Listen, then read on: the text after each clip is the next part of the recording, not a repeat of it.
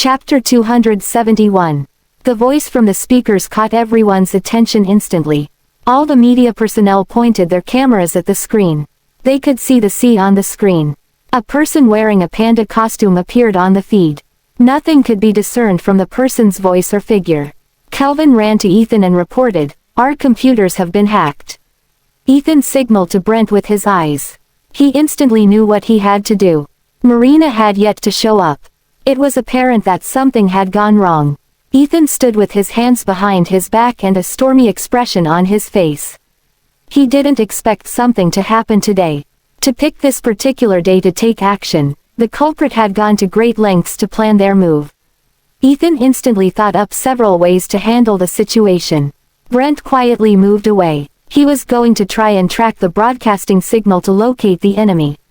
In the meantime, Ethan would be responsible for buying time. He stared coldly at the screen and asked, "Do you have her?" Ethan was sure they must have left some communication device on location, like the spy cameras they had planted in his office. Ethan had found some leads, but as soon as his men went looking, they would already be gone. He had been waiting for the mastermind to show themselves. But he didn't expect it to happen during his engagement ceremony. The guests realized something was wrong. They were wondering what happened. They found it hard to believe that Marina had been kidnapped. The guests felt tense but excited at the same time. A live kidnapping was not something they got to see every day. No one dared to talk, not even the influencers that were live streaming. They were quietly filming everything that was happening. The person in the panda costume said cockily, "Who are you asking about?" The question sent shockwaves into the crowd. The guests didn't expect someone to kidnap Ethan's fiancée, much less one more person. Ethan started to lose his cool. He suddenly recalled Olivia congratulating him on his engagement. He had thought something was off this morning. It wasn't like Olivia to call him and mock him. What she would have done was stay away from him. After all, she never wanted to see him again. She had acted weird, and Ethan had even wondered if something happened to her. Ethan's hands clenched harder behind his back as the thought crossed his mind. He asked icily, "What do you mean by that?" The person in the panda costume shrugged. "It's exactly what you think it is. I've taken your fiancé." The crowd burst into a commotion instantly. Amidst the chaos, the person added, "Not only do I have your fiancé, but I also have your ex-wife." What? When did Ethan have an ex-wife? Didn't he save himself for 10 years for his true love? Where did this ex-wife come from? He was seen being intimate with a woman on the cruise ship a while ago. And now it turns out that he has an ex-wife. This man is trash. He has never announced any information about his ex-wife. She must be someone he's embarrassed of.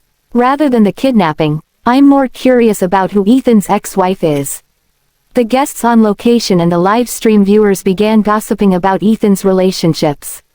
The camera abruptly cut away from the person in the panda costume. The feed showed the ocean, clear skies, and seagulls flying. It would be a peaceful scene if not for the two women dangling on ropes. Marina was wearing her expensive dress. The guests could see the tears flowing from her eyes even though she was blindfolded. She was in shock. The woman next to her had the same treatment. The upper half of her face was covered up. Only her chin and lips were visible. Ethan clenched his fists so hard his palms were bleeding. Chapter 272. Marina could feel everyone's gaze even though she couldn't see. She cried for help. "Ethan! Dad! Help me! You have to save me! I don't want to die!" Olivia wasn't feeling good. She had yet to eat breakfast, and her stomach had been aching for a while. Her forehead was covered in sweat, making the ocean breeze feel chillier. She didn't have the energy to call for help like Marina. The rope around her waist made it hard for her to breathe. She was sure the outcome would be the same either way. Ethan chose Marina a year ago, and she knew his choice wouldn't change. She wasn't disappointed because she never had any hope to begin with. As she was in despair and thinking of her chances of escaping, she heard some noise. The audio from the audience's side was being broadcasted to them. Chloe's weeping was especially loud. "Marina, Olivia, are you two okay?" Olivia slowly opened her lifeless eyes. She tried to look toward Chloe's voice even though she was blindfolded. Chloe's voice further intensified Marina's emotions. She cried, "Mom, please save me. Don't worry, Marina. Your dad will get you out of this." Olivia's stomach was in a lot of pain. Her lips were chapped. She licked them, but she didn't say a word. She realized that she cared more about Chloe's choice than Ethan's. Chloe was her mother, after all. Olivia touched her phone watch, feeling uneasy. She was like a student waiting for her grades, anxious and unsettled. In her mind, even though Chloe had abandoned her for so many years, she was still just Marina's stepmother. Surely, she would pick her biological daughter over her stepdaughter, right? The answer should have been obvious, but Olivia was so nervous she could barely breathe. Chloe pleaded in a shaky voice, "I beg of you, please let my daughters go. They've never done you any harm. If you want money, just name your price. We'll give you any amount you want. Just don't hurt them. We can give you anything you want." Chloe's sorrowful voice shook Olivia. Olivia knew Chloe had never experienced much hardships in her life. She must be so terrified now. She also had a heart condition. Olivia was worried that she might faint. Even she didn't realize that she was only thinking of Chloe. Ethan finally spoke up. "What do you want?" He felt very uncertain. He hoped that the people who kidnapped Olivia and Marina weren't the ones who were after him. If it was, Olivia and Marina would be doomed. They might even die horrible deaths. The incident was being streamed on the internet. It matched those people's way of doing things. Those people excelled at creating commotions. They liked to humiliate, torture, and even dismember their victims publicly. Ethan had experienced countless trials and tribulations in his life. He had forged an indomitable will over the years. But he was trembling right now. Every single one of his fingers were shaking uncontrollably. He had seen many dead bodies, and he was prepared to die at any time. But he didn't want the people close to him to experience such misfortune. He spent many years trying to leave his dark past behind. It took great effort for him to become who he was.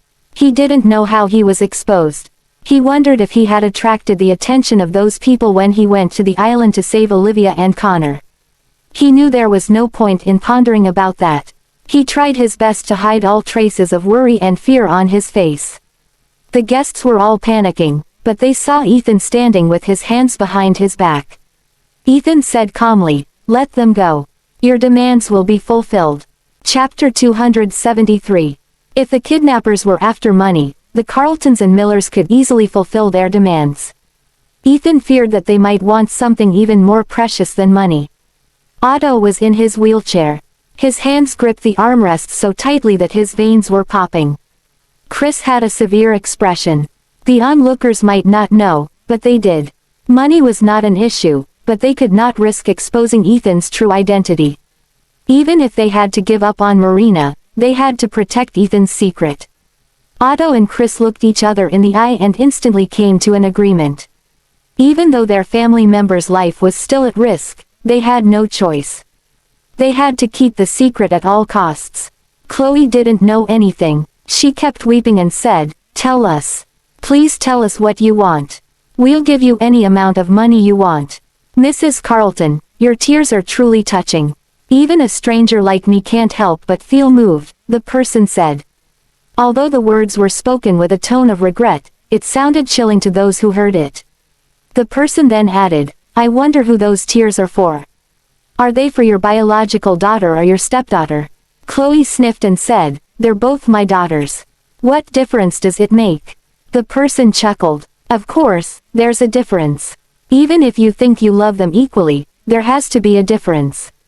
I don't want anything. I just want to play a game. I trust everyone has seen bomb squads defusing bombs in TV shows, right? There are always two wires. Cutting the right one defuses the bomb, but the wrong one, bang." The person imitated the sound of a bomb exploding, startling everyone. "Here's what's going to happen. The two of them are tied in red and blue ropes respectively. In 1 minute, you have to pick one for me to cut." These words caused an uproar among the guests. "What do you mean by that? Cutting one of them loose? You want them to choose who dies? You're rotten to the core, asking someone to choose one of their family members to kill." Who gave you the right to decide if they live or die? Ethan and the Carltons were also stunned. They didn't expect such an outrageous demand. Even though Ethan's secret would be safe, this situation wasn't much better. Marina screamed, "Ethan, I'm your fiancé and Connor's mother. Save me. You have to save me." Chris fell silent. Marina was his daughter, so naturally, he wanted Ethan to save Marina. But he couldn't bring himself to say those words out loud.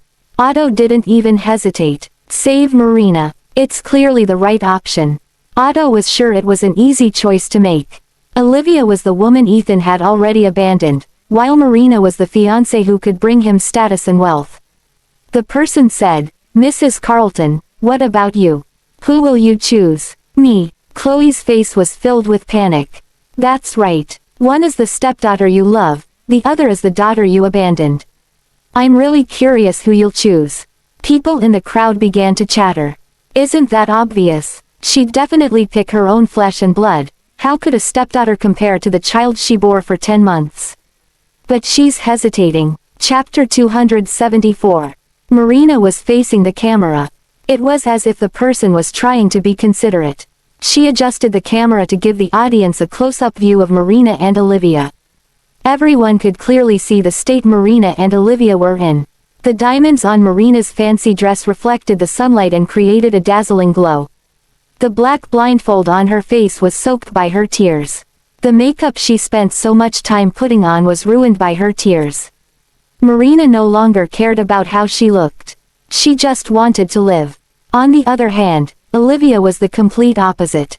It was impossible to tell how she felt since most of her face was covered. Her lips were pursed. She didn't call for help from the beginning. She didn't even say a word. Some people thought she had fainted. Others noticed the sweat on her forehead. They thought it was weird that she sweated but didn't cry.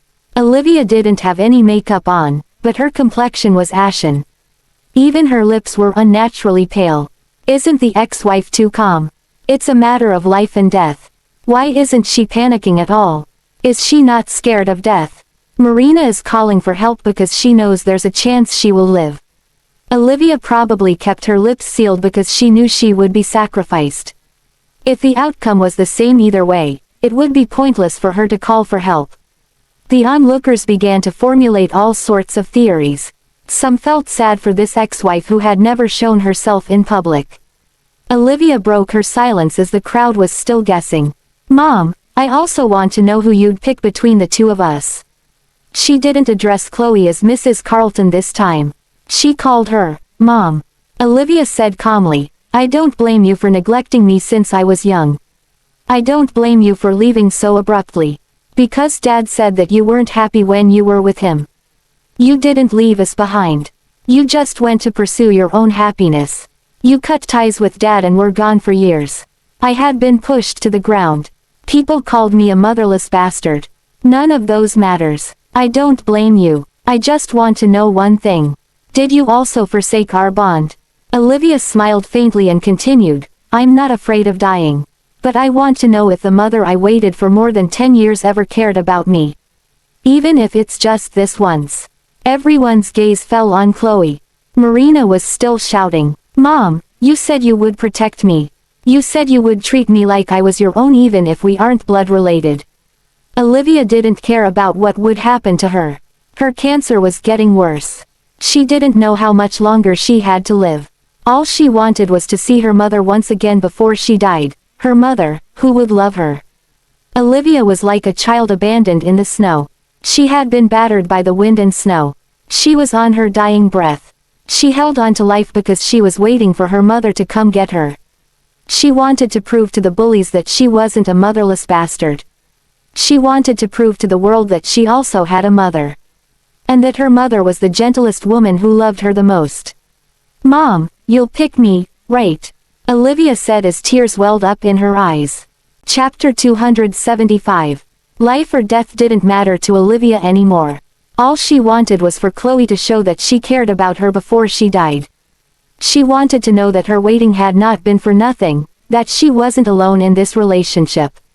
What she wanted was actual proof of maternal love from Chloe, not just empty words of love. Olivia couldn't see Chloe's expression because she was blindfolded. She began to feel uneasy. She had already lost to Marina once. She didn't want to lose a second time. The person in the panda suit got impatient as Chloe didn't reply for a long time. He said impatiently, "Why is it so hard for you to pick between your daughter and stepdaughter? Since that's the case, I'll decide for you. Cut both the ropes." "No, I choose Marina," Chloe shrieked. The guests were dumbfounded. Did my ears deceive me? She actually chose the stepdaughter. So, there's actually a mother who doesn't love her daughter. My eyes have been opened. You youngsters know nothing. Her hands were tied. She married into the Carlton family. Naturally, she has to think about the family's best interest. Or else, how could she face the Carltons after this? Won't she feel guilty for sacrificing her daughter to maintain her relationship with the Carltons? The daughter abandoned by her own mother must be so heartbroken. The crowd couldn't possibly know how much pain Olivia was going through. But they could imagine how sad she must be. Olivia could no longer hold back her tears after she heard Chloe's words. Why am I always the one who gets abandoned?" Tears began streaking down her face. The onlookers were on the verge of tears at the sight of her sorrow. Olivia didn't scream or wail. Nor did she demand an explanation. Her heart was already in tatters, barely hanging on to life. It was the person whose love she craved the most that landed the fatal blow. The person was right. She did make Olivia wish she was dead. The most painful wounds are the ones inflicted by the people you love. When she heard what Olivia said, Chloe felt like her heart was being torn out of her chest. Olivia moved slightly and faced Chloe's direction. She said, "You already abandoned me once. Why are you abandoning me again?" "Liv, I'm sorry. I am sorry, but I have no choice." "You say you're sorry." Olivia smiled lightly and said, "I don't want to hear that you're sorry. That's what you said when you abandoned me the first time. You also claimed to have no choice back then. What about me? Did I ever have a choice? If I could choose, I would rather be born into a poor family and have a mother who loves me. It would be way better than being abandoned by you repeatedly. The other kids were right. I am a motherless bastard. I shouldn't have had any hope for you. Liv, I love you. I really do. But Marina is different. Her mother passed away early, and she never had the chance to feel her mother's love. Such irony. She abandoned her daughter to compensate for another person's lack of maternal love. The onlookers were stunned. They couldn't believe how twisted Chloe's logic was. The person in the panda suit seemed satisfied with Chloe's answer. She then turned her attention to Ethan and asked, "Mr. Miller, what about you? Ex-wife or fiancé? Make your choice. I am more curious about your answer than Mrs. Carlton's." Chapter 276. All eyes fell on Ethan after the person said that. Marina was still calling for help. Otto said coldly, "There's no need for hesitation. Tell her that you choose Marina." Chris patted Ethan on the shoulder. "Make your own decision. I won't blame you, no matter who you choose." The person in the panda suit displayed an hourglass on the screen and said, "You have 1 minute to consider your options. If you don't make a choice when the time's up, I'll choose for you." The sand in the hourglass fell quickly. Time began to slip away. Ethan didn't speak. He looked at the two women quietly. Marina was still crying for help, while Olivia was utterly silent. Ethan was sad that Olivia didn't say anything to him. At least when Chloe was asked, Olivia had begged to be chosen. Ethan suddenly recalled the winter of last year. It was snowing heavily that night. Olivia and Ethan both fell into the ocean. The first thing that came to his mind was Kurt, who sacrificed himself to save him. Marina was pregnant with Kurt's child. Ethan had noticed Brent jumping into the ocean with him. He was sure that Brent would be able to save Olivia. That was why he decided to swim toward Marina. He didn't expect Olivia's leg to be entangled in a fishing net. It delayed her rescue and ultimately caused the death of her baby. Those were all unforeseeable tragedies that haunted Ethan. He never got the chance to tell Olivia that he only cared about her from the start. Things were different today. There was no way for him to save both of them this time. When he closed his eyes, he could still see the image of Kurt bleeding out with a smile. Don't cry. The general has to survive. I chose to die for you willingly. Please, take care of my wife and child. Kurt's hand fell lifelessly to the side after he said that. Kurt was Ethan's cousin. They grew up together, and they looked alike. That was why Kurt became something like a body double for Ethan. He had a lot of body doubles like that. They were hidden in the shadows and ready to die for Ethan anytime. Kurt was the one who stayed with him the longest and was the only one who was blood related to Ethan. Ethan owed his life to Kurt. That was why he put up with Marina's arrogance and cruelty.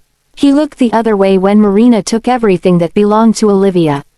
The dresses, the villa, the hospital, and even the position of Mrs. Miller. But it was their lives on the line now. On one side, it's his promise to Kurt. On the other, it was the love of his life. No matter who he picked, he would let someone down. Marina noticed that Ethan had been silent for some time. She yelled, "Ethan, don't forget your promise. You said you'll always protect me." Olivia still didn't talk. She just wanted everything to end. She was sure no one would pick her. She didn't want to beg any longer. She would rather die with dignity. She had had enough of begging. Once was enough. 1 minute went by quickly. The final grains of sand fell. The person in the panda suit said in a cheery voice, "Time's up, Mr. Miller. Let's hear your choice. My life for theirs." Ethan stood with his hands behind his back. He kept a straight face. No one could tell what he was thinking, but his reply shocked everyone. He didn't choose between the two like Chloe did. He decided to save them both. Ethan decided that if he had to sacrifice someone, he would rather sacrifice himself. I die, they live. How's that? Chapter 277. Even Olivia, who had held no expectations, was shocked. She had expected Ethan to abandon her like he did before. The person in the panda suit didn't expect this answer either. It disrupted her original plan. Ethan pulled a knife out of nowhere. He looked at the camera and said calmly, "I don't know why you kidnapped them. But if someone needs to die today, let it be me. Let them go. I'll kill myself." "Are you out of your mind, Ethan? Stop him." Otto yelled angrily. Ethan remained expressionless and said, "Keep them away from me." Brent and Kelvin weren't the only ones who heeded his call. His 4 male secretaries also came out of the crowd and helped to keep Otto's men at bay. Ethan stood among the 6 men. He pointed the knife at his chest. "Ethan, what are you doing? Let Olivia die. She deserves to die." Marina was panicking. The person's tone changed slightly. "Don't try to fool me. Do you think I'd believe that you'll hurt yourself? Is that right?" Ethan smiled as he plunged the knife into his chest. His motion was smooth and without hesitation. The crowd winced at the sight. They admired Ethan's courage. Ethan was wearing a black suit. It wasn't unlike his usual attire at the office. The blood slowly seeped through his white shirt, but he remained calm. "Is this enough proof for you? Let them go, and I'll kill myself." Olivia's thoughts were thrown into chaos, like the commotion happening on the island. It would seem like Ethan was killing himself. Her heart was stirred by his action. She raised her head in confusion and asked, "Why?" This was the first time she spoke to Ethan since the beginning of this incident. "Why are you trying to save me? Weren't you the one who gave up on me?" Ethan smiled even though Olivia couldn't see him. It felt like they were back in the good old days for a moment. "Liv, there's something I have been meaning to tell you." Sorry. I should have apologized sooner." Tears began streaming down Olivia's face once again. Her blindfold quickly became soaked in tears. Her lips were quivering while her body trembled ever so slightly. Ethan walked closer to the screen like he was approaching Olivia. "I'll repay all my debts to you today, okay? This time, I'll die. You live," Ethan said. The more he walked, the more he bled. But he continued to walk steadily. The person in the panda suit was alarmed. She said, "Stop. I don't want your life. If you push that knife any deeper, I'll kill Olivia now. Put down the knife." Ethan didn't stop walking. He had an unhinged expression that the crowd had never seen before. "What if I say no?" Ethan smirked and said, "I dictate the terms now. Let them go. I can let Marina go, but Olivia has to die." Negotiations fell through. "If she dies, every one of you dies with her," Ethan said with a crazed look on his face. Marina kept crying. Chloe said, Ethan, you have to take care of yourself. Your health is important. What would happen to Marina if you died? Suddenly, Chloe looked like she was making an important decision. She yelled at the camera, "Kill Olivia if you must. We want Marina to live." Chloe then looked at a despaired Olivia and said, "Please don't hate me, Olivia. If there's a next life, I'll do whatever I can to make it up to you." Chapter 278. There was a lot of noise, but Olivia could still make out Ethan and Chloe's voices. She could feel the irony. Her mother wanted her dead, but the man she hated was willing to trade his life for hers. What expectations could she have for a mother like that? She used to sit at the entrance of her home and stare at the road Chloe drove off on. When she had a falling out with Ethan, she would do that too. She remembered that she would keep reheating the food that got cold and wait while sitting on the doorsteps. She would wait through the 4 seasons year by year, but the person she waited for never showed up. It was like her whole life was a joke. Olivia grunted and said slowly, "Mrs. Carlton, I don't want you in the next life. Even if there is a next life, I never want to cross paths with you again. Liv, I don't have a choice. I really don't have a choice." Chloe was crying profusely. She didn't want to make that choice, either. But she loved Chris so much that she couldn't bear to see him lose his only daughter. Chloe hadn't been able to bear children ever since her miscarriage. If Marina died, the Carlton family line would end. That was why she couldn't allow Marina to die, even if she had to sacrifice her own flesh and blood. Olivia ignored Chloe. She continued, "Ethan, I've had enough of this life. Your debt to me can never be repaid with your life alone." She smiled and said, "Remember, she's the one who kidnapped and killed me. Don't take your anger out on anyone but her." Ethan could feel something was wrong with Olivia. "Liv, what are you planning to do? Don't be rash." Olivia closed her eyes. She could hear the sound of the waves lapping against some boats and the seagulls in the distance. It was the sound of freedom to her. She drew her knife where the camera couldn't see and began slowly cutting through the rope. As the rope was about to break, she smiled at Ethan and said, "Thank you for not giving up on me this time. But it's already too late." She said calmly to Chloe, "Mrs. Carlton, you're the one who gave me life and took care of me in my int. I'm giving it back to you now. I don't owe you anything anymore." In the shocked cries of the onlookers, the rope around Olivia's waist snapped. She quickly fell into the ocean, creating a spray of waves. "Liv," Ethan yelled, but all he could touch was the cold, lifeless screen. The feed was cut off, and the screen began to play the video it was playing before it was interrupted. The cherry blossoms were still falling peacefully, in contrast to Ethan's horrific chest wound and his overwhelming rage. Ethan punched the screen. His eyes were bloodshot. Chloe was stunned. She didn't expect Olivia to cut herself loose. Olivia had her motives for doing that. Ethan had always tried to forget the death of Leia. When she tried to look into it, she was met with his resistance time and again. She was betting her life on the fact that Ethan still loved her.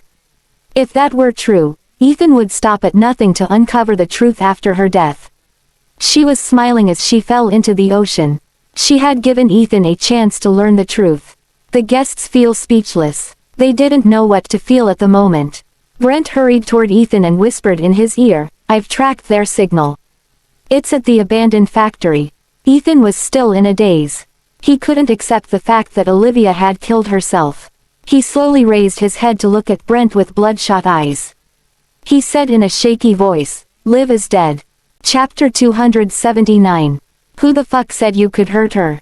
Before Olivia fell into the water, she could hear a man shouting over the loud ocean breeze. She wondered who the person was and if he was talking about her. Olivia grasped her knife tightly. It was her only chance at survival. She cut away all the ropes that bound her as soon as she was in the water. Through today's incident, she was able to confirm that the person was a woman and that the woman didn't want to hurt Ethan physically. Even Marina was a decoy.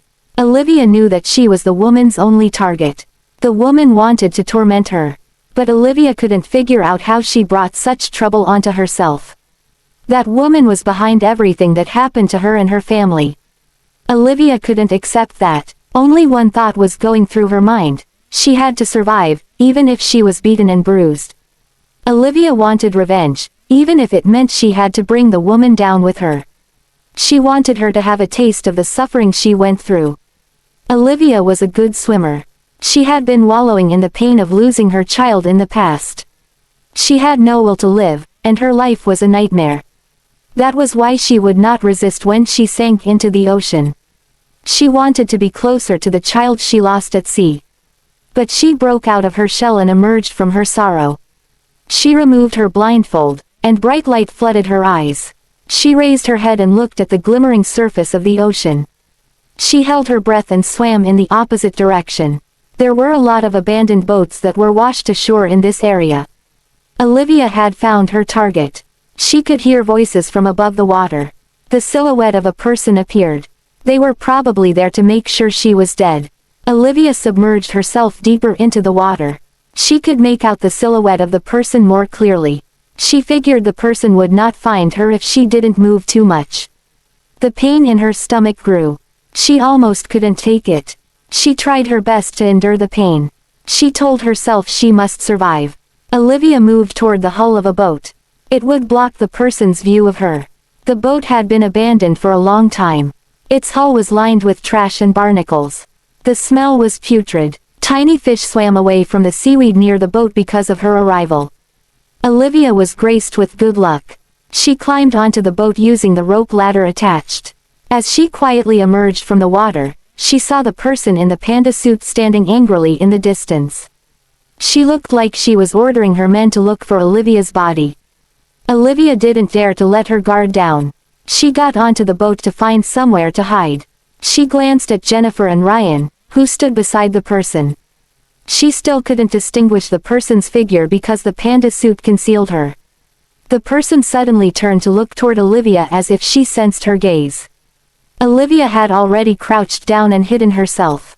She knew she was dead if the person found her. Things had already escalated too much. The person would not allow her to live.